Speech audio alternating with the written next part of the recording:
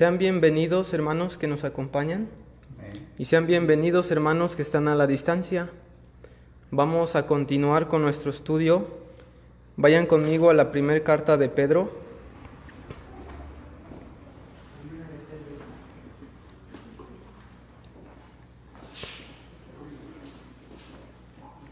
Capítulo 1.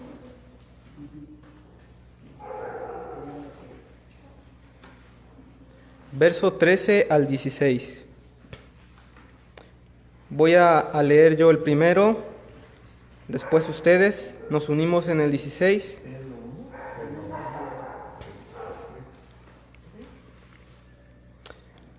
Hacemos una oración después y empezamos. Dice así. Es verso 13 al 16 del capítulo 1 de la primera carta de Pedro. Por tanto, ceñid los lomos de vuestro entendimiento, sed sobrios y esperad por completo en la gracia que se os traerá cuando Jesucristo sea manifestado. Verso 14, ustedes. Como hijos obedientes, no os conforméis a los deseos que antes teníais, estando en vuestra ignorancia, Sino como aquel que os llamó es santo, sed también vosotros santos en toda vuestra manera de vivir. Todos juntos. Porque escrito está, sed santos porque yo soy santo. Vamos a hacer una oración. Padre, te agradecemos en esta mañana la vida que tú nos diste, la salud, los alimentos, porque tú nos has dado también a Jesucristo y nos has reconciliado por medio de Él. Te pido en esta mañana por todos mis hermanos que nos acompañan, para que nos des sabiduría, Señor, nos des entendimiento, que abras nuestros corazones y hagas tu obra redentora en nosotros. Te pedimos que nos permitas hablar solamente tu palabra, y ninguna palabra que esté fuera de ella podamos decir. Te lo pedimos en el nombre de tu Hijo Jesucristo. Amén. Hemos estado estudiando la primera carta de Pedro y como hace 8 días vimos, la esperanza de la resurrección, una esperanza viva, tiene que ver con la resurrección de los muertos. El ejemplo lo tenemos en Cristo. Él es el primer hombre que resucita y ya no vuelve a morir. Hubo unos casos donde la gente resucitaba pero volvía a morir. En el verso 13 dice así: por tanto, ceñid los lomos de vuestro entendimiento, sed sobrios y esperad por completo en la gracia que se os traerá cuando Jesucristo sea manifestado. ¿Alguien entiende lo que es la palabra ceñid los lomos? Esa frase, ¿alguien podría explicarla vagamente, de rápido? ¿Qué entiende por ceñid los lomos?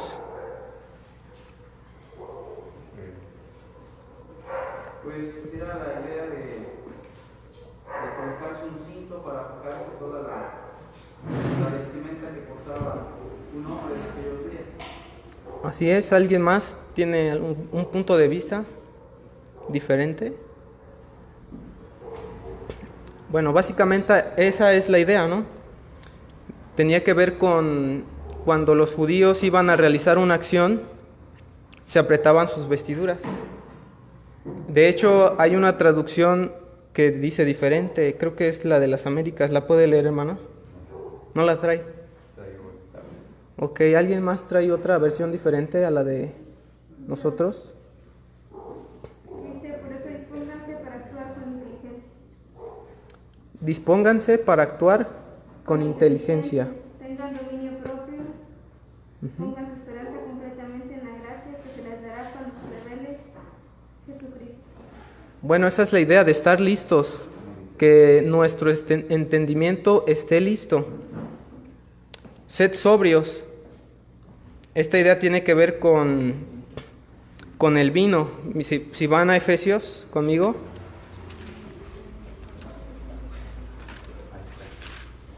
Y aquí Pedro está usando vocablos de su tiempo. Por ejemplo, han leído en la Biblia que dice creísteis, ¿no? Nosotros, ¿cómo decimos para hablarle a las personas de que creen? Creyó, creyeron. Pero antes decían creísteis. Para decir fueron, fuisteis. Está usando un lenguaje diferente al de nosotros. ¿Ya están en Efesios? Es capítulo 5, verso 18. La idea es de la sobriedad. Capítulo 5, 18. Acuérdense que Pedro dijo, sed sobrios. Pablo dice, no os embriaguéis con vino, en lo cual hay disolución. Antes bien, sed llenos del Espíritu Santo. La idea es la misma, tenemos que ser dominados por el Espíritu Santo. Sed llenos es una figura, porque ¿qué dice la palabra? Que Dios no da el Espíritu por medida. Entonces, en Primera de Pedro, cuando dice, sed sobrios, ¿qué podemos entender? Tener una mente despejada, lo que sería contrario a estar embriagado. Tener el dominio propio, ¿no? Claro. O sea, que podamos tener un dominio, pero en cuestión a ¿qué? Verso 14. Como hijos obedientes, no os conforméis a los deseos que antes teníais estando en vuestra ignorancia. Tenemos que tener dominio sobre aquellos deseos, hermanos. Si van conmigo al capítulo 4, verso 3, Pedro nos va a explicar un poco de cuáles eran estos deseos que antes teníamos nosotros, estando en nuestra ignorancia. Un contraste a lo que ahora somos, ¿no? Ahora somos entendidos por medio de que recibimos el Evangelio. Sin embargo, antes estábamos ignorantes. Verso 3, capítulo 4. Baste ya el tiempo pasado para haber hecho lo que agrada a los gentiles. ¿Cuáles son esos deseos, hermanos?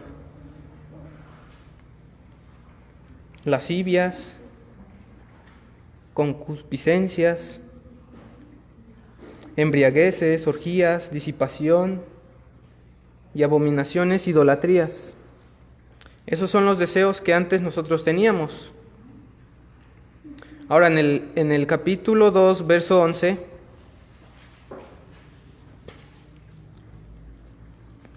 la misma idea de Pedro, capítulo 2, verso 11, dice así: Amados, yo os ruego como extranjeros y peregrinos que os abstengáis de los deseos carnales que batallan contra el alma. La pregunta es, ¿aquí está hablando con judeocristianos o con gentiles? Pues con cristianos, ¿no? Con cristianos. Sin embargo, da por hecho que ellos tienen una batalla contra el alma, contra esos deseos carnales. Ya decimos cuáles son. ¿Y es verdad o no es verdad, hermanos? Que nosotros tenemos deseos carnales aún todavía. Aunque nosotros hemos nacido de nuevo, somos regenerados, Jesucristo sí dijo que el espíritu está presto, pero la carne es débil. Esto en referencia a que ellos no podían orar o velar un rato, sino que se durmieron, ¿no? Volviendo a Primera de Pedro, al capítulo 1, verso 14.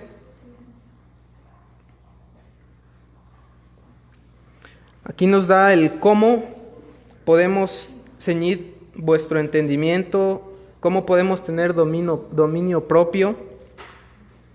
Dice como hijos obedientes. La comparación es como un hijo. Nosotros somos hijos de Dios. Si hemos creído, sí, ¿no? Entonces, debemos de ser obedientes, pero esa obediencia, ¿en torno a qué gira nuestra obediencia, hermanos? Y en el mismo contexto está. Miren, si buscan aquí, más adelante el verso 22,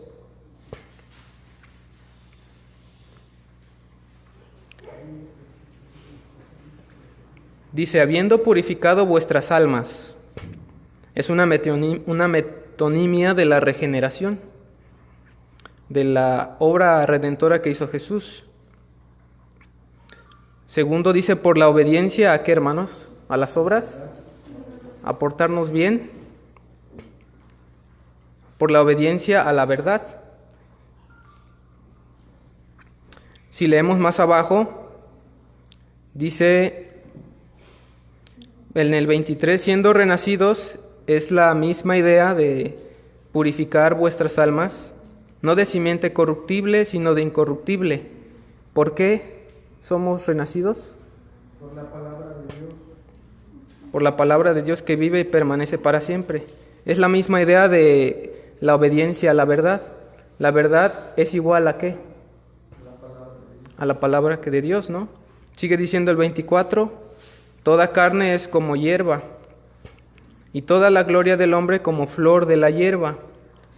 La hierba se seca y la flor se cae, mas la palabra del Señor permanece para siempre. Y esta es la palabra que por el Evangelio os ha sido anunciada. Vimos que entonces la obediencia es a la verdad. La verdad es igual a la palabra de Dios, y la palabra de Dios es el Evangelio que hemos escuchado. Ahora nos regresamos de nuevo al verso 14, perdón. Ya vimos que tenemos cómo podemos ser sobrios, cómo podemos esperar y cómo podemos ceñir nuestro entendimiento, es decir, estar preparados como hijos obedientes, no conformándonos a los deseos que antes tenías estando en vuestra ignorancia. Ese es el cómo no. Ahora viene el verso 16. Entonces, ¿cómo debemos de obedecer? ¿Cómo debemos de ser hijos? Sino como aquel que os llamó es santo. Sed también vosotros santos en toda vuestra manera de vivir. Y aquí hay algo importante. Cuando dicen toda vuestra manera de vivir, tiene que ver con no nada más una parte en la iglesia, no nada más en nuestro trabajo, sino en todo nuestro diario vivir. Tenemos que ser santos. Santos es en griego kadosh, en hebreo kadosh, tiene que ver con apartar algo de. En ese sentido, Dios es apartado de la maldad, del pecado. En Él no cabe esa idea. Así debemos de ser nosotros, apartados del pecado, de la maldad. El punto número 3, hermanos, porque escrito está, sed santos porque yo soy santo. El mandamiento que Pedro nos da es del mismo, como ven. O ya había sido antes dicho en Levítico. Está en la ley de Moisés, ¿no? Pues está en la ley de Moisés. Si van conmigo a Levítico, ¿Qué capítulo, no? es capítulo 11. ¿Sí han leído alguna vez Levítico? Hay que tener paciencia, ¿no? Porque son puras leyes. Nos llegan a aburrir. Sin embargo, es importante todo esto, hermanos. Levítico 11, verso 44. Y aquí Dios nos da, a través de Moisés, una lista de animales limpios e inmundos. Es decir, lo que podemos comer y lo que no podemos comer. Y en el verso 44 termina concluyendo: porque yo soy Jehová vuestro Dios, vosotros por tanto os santificaréis y seréis santos, porque yo soy santo. Así que no contaminéis vuestras personas con ningún animal que se arrastre sobre la tierra.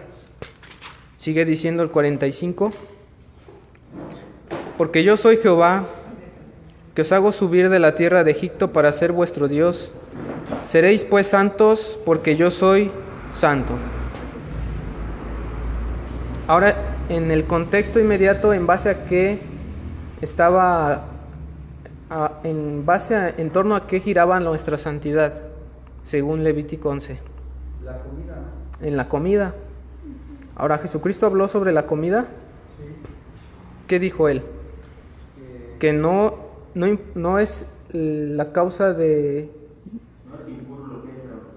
sino lo que sale del corazón del hombre, ¿no? En ese sentido, nosotros podemos comer de todo, dice Romanos, ¿no? Dice Corintios, perdón. Pablo dice que de todo lo que hay en la carnicería podemos comer. Pero en referencia a Pedro, si van conmigo a Hechos, él tiene una visión un poco similar con esto.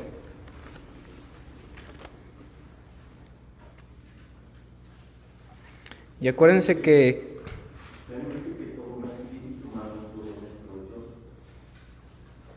todo es lícito, pero no todo me conviene.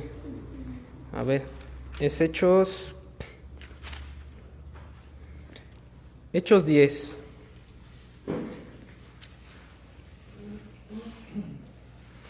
Hechos 10 del verso 10. Y aquí lo que tenemos es a Pedro con una persona que se llama Cornelio. Esta persona no es judío. Si recordamos, Pedro fue enviado a los judíos y Pablo fue enviado a los gentiles. Sin embargo, aquí tenemos una excepción, porque Pedro va a predicar a una persona que no es judía. Pero antes de eso, él tiene una visión. Verso 10. Y tuvo gran hambre y quiso comer, pero mientras le preparaban algo le sobrevino un éxtasis, hablando de Pedro. Y vio el cielo abierto y que descendía algo semejante a un gran lienzo, que atado de las 4 puntas era bajado a la tierra, en el cual había de todos los cuadrúpedos terrestres y reptiles y aves del cielo. ¿Recuerdan lo que dijo Moisés en el Sinaí? Que no podíamos comer de cualquier animal, mucho menos los que se arrastraban sobre la tierra. Verso 13, y le vino una voz: levántate, Pedro, mata y come. Entonces Pedro va a hacer lo más normal, ¿no? Lo que está establecido en la ley. No va a comer. ¿Por qué? Porque es inmundo, dice verso 14. Pedro dijo: Señor, no, porque ninguna cosa común o inmunda he comido jamás. Volvió la voz a él la segunda vez: lo que Dios limpió, no lo llames tú común. Esto se hizo 3 veces, y aquel lienzo volvió a ser recogido en el cielo. Y mientras Pedro estaba perplejo dentro de sí sobre lo que significaría la visión que había visto, he aquí los hombres que habían sido enviados por Cornelio, los cuales preguntando por la casa de Simón llegaron a la puerta, y llamando preguntaron si moraba allí un Simón que tenía por sobrenombre Pedro. Y mientras Pedro pensaba en la visión, le dijo el Espíritu: he aquí 3 hombres te buscan. Levántate pues y desciende, y no dudes de ir con ellos, porque yo les he enviado. Entonces Pedro descendió a donde estaban los hombres que fueron enviados por Cornelio. Les dijo: he aquí yo soy el que buscáis, ¿cuál es la causa por la que habéis visto? En conclusión, Pedro predica el Evangelio, y estas personas son llenos del Espíritu Santo, reciben el Espíritu Santo. Ahora, volviendo a Levítico, solamente 2 veces se hace mención de esta palabra o esta frase: sed santos porque yo soy santo. Una la encontramos en Levítico 11, 44 y 45. La segunda la encontramos en Levítico 19.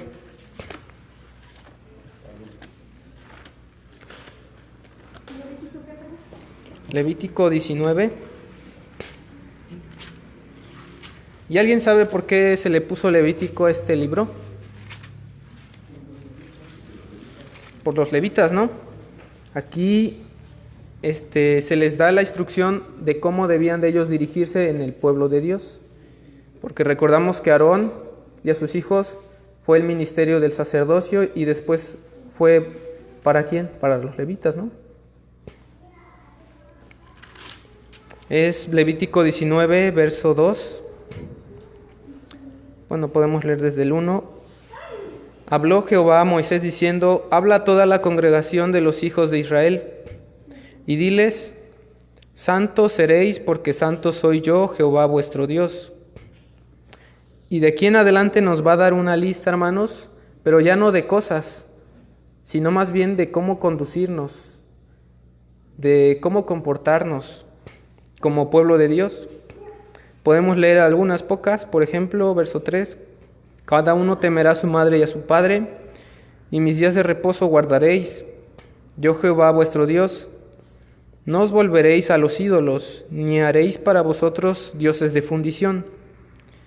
Yo Jehová vuestro Dios, y cuando ofreciereis sacrificio de ofrenda de paz a Jehová, ofrecedlo de tal manera que sepáis que seáis aceptos. Verso 12. Y no juraréis falsamente por mi nombre, profanando así el nombre de tu Dios. No oprimirás a tu prójimo, ni le robarás. No retendrás el salario del jornalero en tu casa hasta la mañana. No maldecirás al sordo.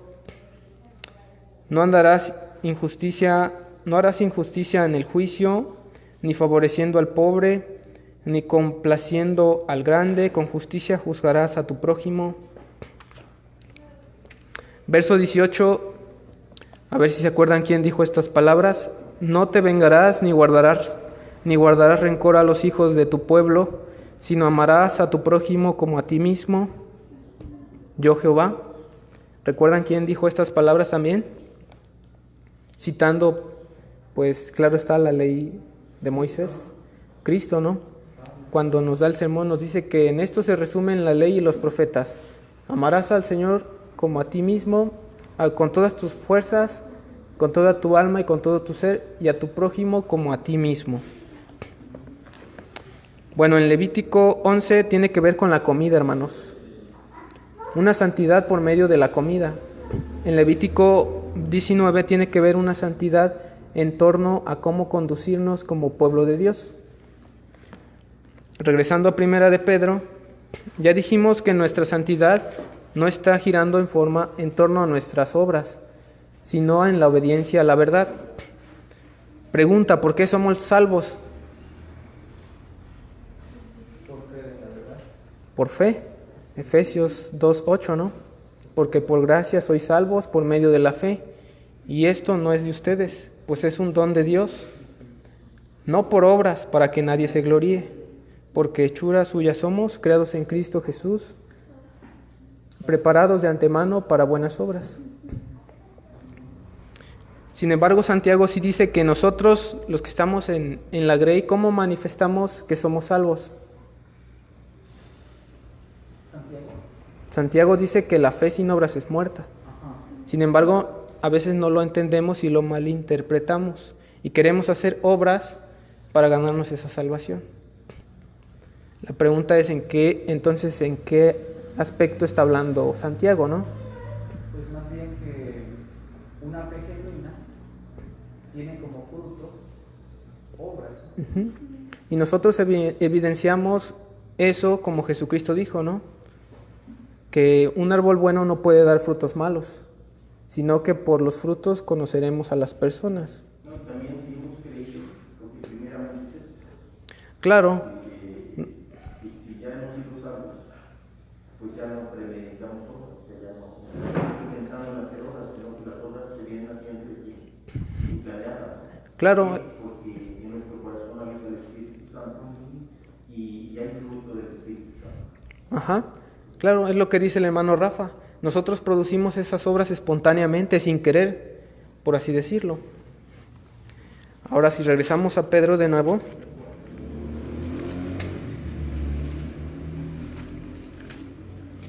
Verso 13. la última frase dice: y esperad por completo en la gracia que os traerá cuando Jesucristo sea manifestado. Si se dan cuenta, al principio de la carta Pedro empieza a hablar mucho del día postrero, cuando Jesucristo sea manifestado. La pregunta es, ¿Pedro nos habla en su primer carta de la venida de Cristo? Poquito, pero no sé. Pues nada más como que nos detalla, ¿no? Poquito. Nada más como que un repaso tantito, ¿no? Sin embargo, en la segunda de Pedro, si van conmigo, verso 3, sí nos quiere explicar un poco más sobre este asunto de la venida de Cristo, ¿no?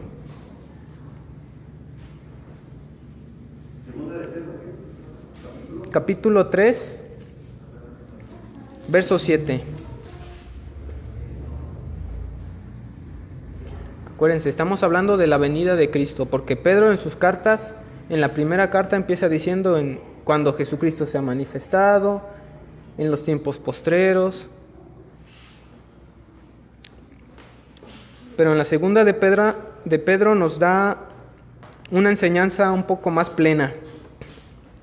En el verso 7 vamos a leer: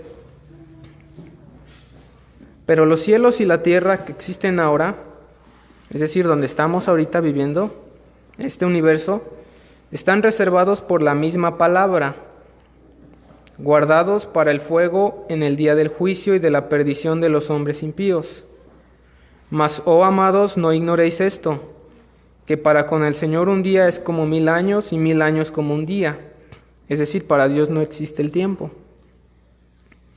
El Señor no retarda su promesa, según algunos la tienen por tardanza. Entonces, ¿por qué no ha venido Jesucristo? Sino que es paciente para con nosotros. Este es el deseo de Dios, no queriendo que ninguno perezca, sino que todos procedan al arrepentimiento. Pregunta, ¿todos vamos a ser salvos? Pues no. ¿Mande? Los que hemos creído. No queriendo que ninguno perezca, sino que todos procedan al arrepentimiento. Verso 10, pero el día del Señor, o la llegada de Jesucristo, vendrá como ladrón en la noche, es decir, cuando menos nos lo esperemos, en el cual los cielos pasarán con gran estruendo, y los elementos ardiendo serán deshechos. En el tiempo de Pedro, los elementos solamente eran el aire, el fuego, la tierra, el agua. Nosotros ya tenemos una tabla periódica de todos los elementos. En pocas palabras, ¿qué está diciendo Pedro? Todo lo que conocemos va a ser deshecho, ¿no? Será quemado, dice, la tierra y las obras que en ella hay. Puesto que todas estas cosas han de ser deshechas, otra vez la idea de la santidad. ¿Cómo no debéis vosotros andar en santa y piadosa manera de vivir? Esperando y apresurándoos por la venida del día de Dios, el cual los cielos escondiéndose serán deshechos, y los elementos siendo quemados se fundirán. Pero nosotros, los que hemos creído en Jesucristo, esperamos según sus promesas cielos nuevos y tierra nueva, en los cuales mora la justicia. Pregunta, ¿cómo sabía Pedro de los cielos nuevos y la tierra nueva? Por Jesucristo, porque el Apocalipsis fue escrito después que las cartas de Pedro. Sin embargo, por la enseñanza de Jesucristo sí podemos decir que él no hablaba de una transformación de la tierra, sino de una nueva creación. En palabras de Pedro, cielos nuevos y tierra nueva. Verso 14, por lo cual, oh amados, estando en espera de estas cosas, procurad con diligencia ser hallados por él sin mancha e irreprensibles en paz. Otra forma de decir santidad, ¿no? Sin mancha, es decir, sin pecado e irreprensibles. O sea, que no tengamos cola que nos pisen, por ahí dirían, ¿no? En paz. Verso 15, y tened entendido que la paciencia de vuestro Señor es para salvación. Ahora también nos va a decir que Pablo ya había escrito cosas antes de estas, ¿no? No nada más es el primer apóstol. ¿Han leído alguna vez la carta a los tesalonicenses? creo yo que es donde Pablo habla más sobre la venida, sobre la segunda venida de Cristo, ¿no? Y Pedro lo dice así: y tened entendido que la paciencia de nuestro Señor es para salvación, como también nuestro amado hermano Pablo, según la sabiduría que le ha sido dada, os ha escrito, casi en todas sus epístolas, hablando en ellas de estas cosas, entre las cuales hay algunas difíciles de entender, las cuales los indoctos e inconstantes tuercen, como también las otras escrituras para su propia perdición. En el contexto de segunda de Pedro está hablando de los falsos maestros y de los falsos profetas. Así que vosotros, oh amados, sabiéndolo de antemano, guardaos, no sea que arrastrados por el error de los inicuos, caigáis de vuestra firmeza. Termina diciendo: antes bien creced en la gracia y el conocimiento de nuestro Señor y Salvador. A Él sea la gloria, ahora y hasta el día de la eternidad. Amén. Regresando a primera de Pedro. Hemos visto el cómo podemos tener un dominio propio, cómo estar listo nuestro entendimiento y cómo esperar o tener paciencia en la gracia que os traerá cuando Jesucristo sea manifestado. Ya dijimos que nuestra obediencia gira en torno a la verdad y no a nuestras obras. También hemos dicho que no debemos de conformarnos a los deseos que antes teníamos en nuestra ignorancia, sino como aquel que os llamó es santo, sed también vosotros santo en toda vuestra manera de vivir. Ya hemos visto en Levítico en torno a qué giraba la santificación. Dijimos que en Levítico 11 es en la comida, Levítico 19 es en torno a cómo conducirnos en el pueblo de Dios. Pero Jesucristo nos habla de todas estas cosas a plenitud y nos da una mejor enseñanza. Verso 16 termina diciendo: porque escrito está, sed santos porque yo soy santo. ¿Cuál es la exhortación para nosotros, hermanos? Debemos de reflejar nuestra fe que tenemos en Jesucristo. Por medio de la santificación tenemos que echar mano de eso. Yo sé que para nosotros es difícil. Pedro lo dice, que esos deseos batallan contra nuestra alma.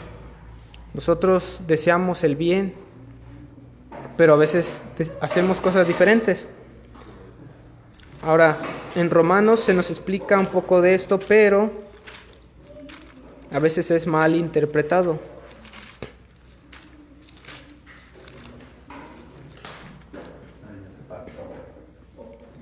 Romanos 8. Sí lo han leído, ¿no? El pecado que mora en mí.